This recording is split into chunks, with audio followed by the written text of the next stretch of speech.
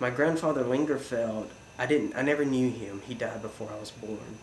So to create the grandfather figure, I would use men in my life who had been mentors to me, either through their writings or personal encounters.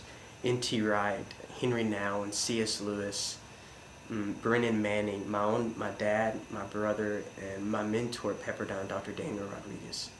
A lot of the questions that I've had, a lot of times when I've had deep issues and questions with things that I was seeing in third world countries and the world, I would oftentimes go to my dad and my brother, and I wouldn't necessarily ask the question to let them know what I had seen in the third world countries, but I would disguise the question in such a way to where I would get the answer, that I would get an answer that I'm looking for. Favorite quotes?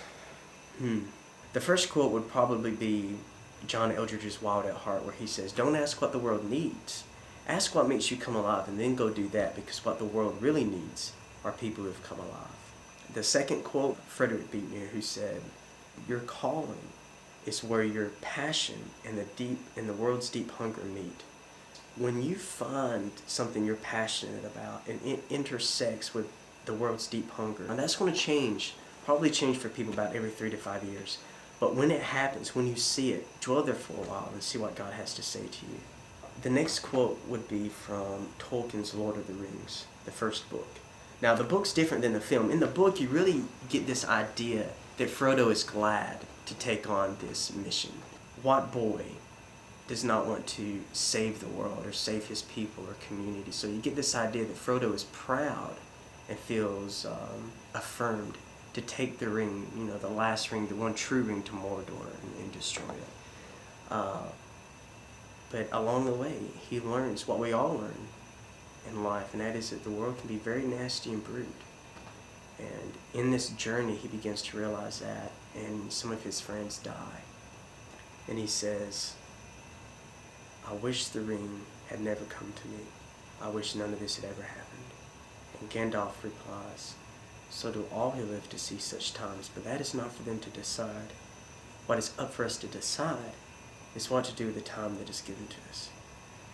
And that really means a lot to me, because no matter how we're treated or no matter what we experience in life, at the end of the day, we always have a choice. Always.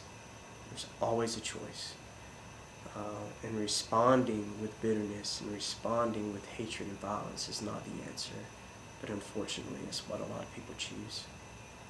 My all-time favorite quote would probably be from Norman Maclean's A River Runs Through It. The story is told from the older brother's perspective as he's an old man, and he's looking back on his life as a memoir. And his youngest brother, Paul, is one of these kinds of people who they have to learn from life experience. You can't teach him anything. You're wasting your breath if you try to tell him anything. And that's how Paul is. And you can tell that his parents and Norman are very frustrated with the life that Paul lives. And when Paul's a young man, he gets involved in some gangs, and he gets in trouble with gambling, and they end up killing him. They end up beating him to death and dumping his body in an alley.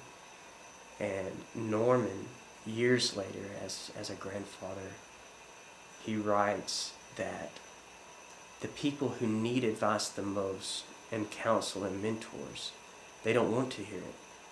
And so, he says, it is often the people who we love the most who so often elude us. But we can still love them, he says. We can love them completely without complete understanding. And I really believe that that is the call of humanity. That even though I don't understand you, and even though I don't understand your views and where you're coming from, I will still love you, even though I don't completely understand those things, because I understand that the only way there can be peace on earth is that if we love each other.